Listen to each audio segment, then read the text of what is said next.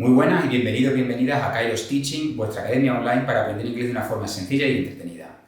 Soy Jorge del Álamo y en la clase de hoy vamos a revisar 7 de los errores más comunes que la mayoría de estudiantes hispanohablantes cometemos cuando aprendemos inglés. Algunos de estos errores no solo se dan en principiantes, sino en niveles intermedios también.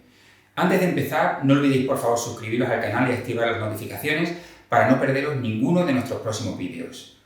Estos errores, como os decía antes, tienen su origen en lo que en educación y lingüística se conoce como interlengua o interlenguaje, interlanguage en inglés, que es el sistema que el estudiante de una segunda lengua va construyendo a medida que la va aprendiendo, y sistema que se ve claramente influido por su lengua materna. Al principio, cuando empezamos a estudiar inglés, la influencia de la lengua materna del estudiante es muy acentuada, pero a medida que el sujeto avanza en sus competencias en la segunda lengua, esa influencia disminuye. La teoría de la interlengua es obra de un profesor americano de lingüística aplicada llamado Larry Selinker, cuyo artículo titulado Interlanguage apareció publicado en enero de 1972 en el International Review of Applied Linguistics in Language Teaching Journal. Bueno, una vez hecha esta introducción, empecemos la clase de hoy. Let's start. El primer de los errores que vamos a ver, de los 7 que hemos dicho más comunes que cometemos cuando empezamos a aprender inglés, sería el de las dobles negativas. Os pongo unos ejemplos muy claros. She didn't do nothing. They don't go nowhere. O I don't like it nothing. En el primer caso, she didn't do nothing. En español, como también pasa en francés, las dobles negativas son correctas. Y podemos decir, yo no hago esto nunca. Sin embargo, en inglés, las dobles negativas son incorrectas. Yo no puedo decir she didn't do nothing o they don't go nowhere. ¿Cómo puedo decirlo de manera correcta? Hay dos formas. Puedo decir she did nothing o she didn't do anything. De esas dos maneras podemos solventar el problema de utilizar las dobles negativas, lógicamente nosotros cometemos este error por, como hemos dicho antes, el efecto de nuestra lengua materna, que en este caso el español diríamos ella no hace nada. ¿De acuerdo? Ese sería el primer ejemplo. En el segundo ejemplo que hemos visto, they don't go nowhere, tenemos otra vez una doble negativa, don't y nowhere. ¿Cómo solventamos esto? Pues de dos maneras. Podemos decir they go nowhere o they don't go anywhere. Otro ejemplo, I don't like it nothing, no me gusta nada. Aparte de una doble negativa, es que en inglés esta expresión no se diría así. ¿Cómo podríamos decirla? De dos maneras.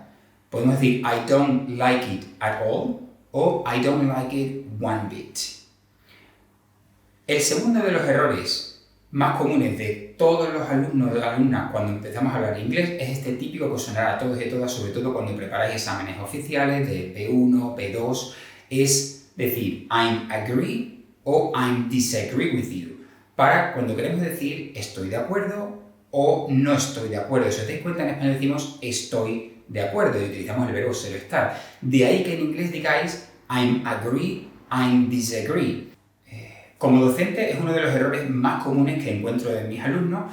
¿Cuál sería la forma correcta? Simplemente acordaros en inglés, aunque es muy difícil porque en español siempre tenemos la tendencia de decir yo estoy de acuerdo, decir I am agree. Sería simplemente I agree, I disagree.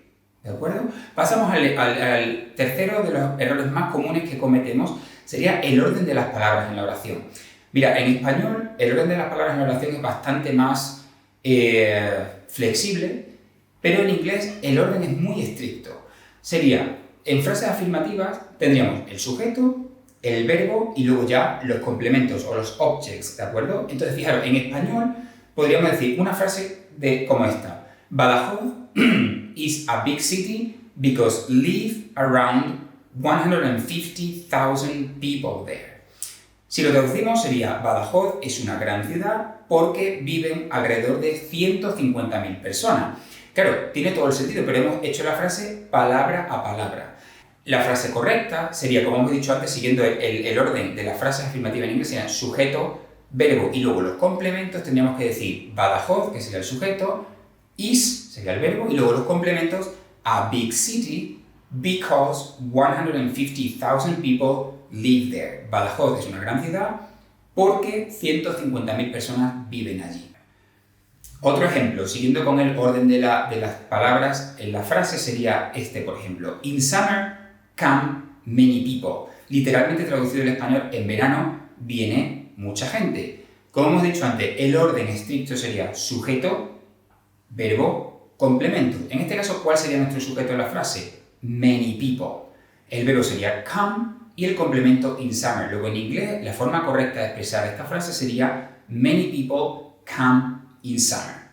O por ejemplo, este otro caso. Mérida is a town beautiful.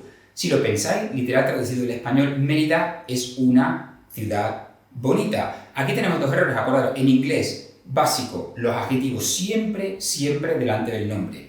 Con lo cual, la forma correcta sería Mérida, que es el sujeto, is es el verbo, y a beautiful town, los complementos, siempre poniendo el adjetivo delante del nombre. Eso es una norma muy básica que tenemos que hacer en inglés siempre.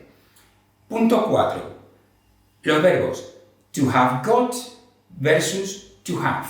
Primero explicaros que el verbo to have got es el verbo, digamos, británico, versus to have, que sería el verbo americano.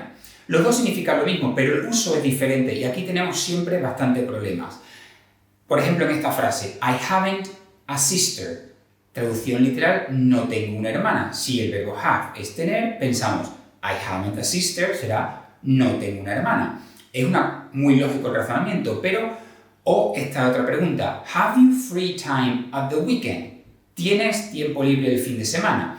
Las dos frases son incorrectas y vamos a ver el por qué. Primero empezamos explicando el verbo o la forma de utilizar el verbo to have got, que como hemos dicho antes es el verbo británico, que aquí en Europa es el que solemos utilizar o el que suelen los alumnos y las alumnas aprender en el colegio y en el instituto, en primaria y en secundaria. Si utilizamos el verbo to have got en afirmativa, tendríamos que decir I have got a sister, o en su forma contraída, I've got a sister. En negativa, si queremos utilizar el mismo verbo, sería I have not got a sister, o más comúnmente su forma contraída, I haven't got a sister. Y en interrogativa sería have you got a sister? Luego, claro, este verbo have got del verbo británico actúa como si fuera un verbo que no necesita ningún tipo de auxiliar, si os habéis dado cuenta. Mientras que, y ese es el problema, ahí es donde radica la confusión. El verbo to have significa lo mismo, tener, pero se utiliza de una forma distinta, porque este verbo to have, al no llevar el got, actúa como un verbo, digamos, le podemos decir de una manera así normal y corriente, y necesita un auxiliar, tanto para negar como para preguntar. Entonces, en afirmativa, la frase quedaría I have a sister. Tengo una hermana. Sin embargo, en negativa, no podría decir el error que hemos comentado al principio, que sería decir I haven't a sister. Este verbo me obliga a utilizar un auxiliar como cualquier otro verbo, por ejemplo, como el verbo play, o el verbo do, o el verbo like. Y tendría que decir I don't have a sister. O en pasado, I didn't have a sister. Y en su forma interrogativa, también necesito utilizar este auxiliar en presente, en pasado, y diría, por ejemplo, do you have a sister? Did you have breakfast yesterday? Bueno, pues pasamos al error número 5, el uso del genitivo sajón o el Saxon genitive. ¿Cuál es el típico error? Otra vez, como decíamos al principio en la introducción, debido a la interlengua, es decir, ese proceso por el que pasamos cuando aprendemos una segunda lengua. Siempre tenemos como referencia, como base, nuestra lengua materna. En este caso es un error que decimos continuamente, sería decir It's the birthday of my best friend. Es el cumpleaños de mi mejor amigo. La forma correcta sería utilizar el genitivo sajón y decir It's my best friend's birthday. Es decir, a la persona de la que es el cumpleaños utilizamos el apóstrofe con la S, diríamos It's my best friend's birthday. Otro ejemplo, para que quede claro. That's the book of Martina. Literalmente sería, ese es el libro de Martina. La forma correcta en inglés sería decir That's Martina's book. Es decir, la persona que posee el objeto se pone el nombre con el apóstrofe y la S, de modo que indica que ese objeto es de esta persona. Pasamos al punto 6, que es el uso de algunos plurales en inglés. Acordaros que en español, por regla general, los plurales suelen ser masculinos. Decimos padres cuando nos referimos a padre y madre, decimos los hijos, cuando a veces nos referimos a hijos, hijas. Sin embargo, en inglés los plurales por regla general son neutros. Entonces, en muchas redacciones, ¿qué escriben los alumnos? Piensan, quiero poner mis padres y escriben my fathers en vez de my parents. Ahora, si en inglés dijerais my fathers, quería decir que tenéis dos padres masculinos, dos padres hombres. Si digo my parents, en inglés haría referencia a los dos. O otra, por ejemplo, the sons, los hijos.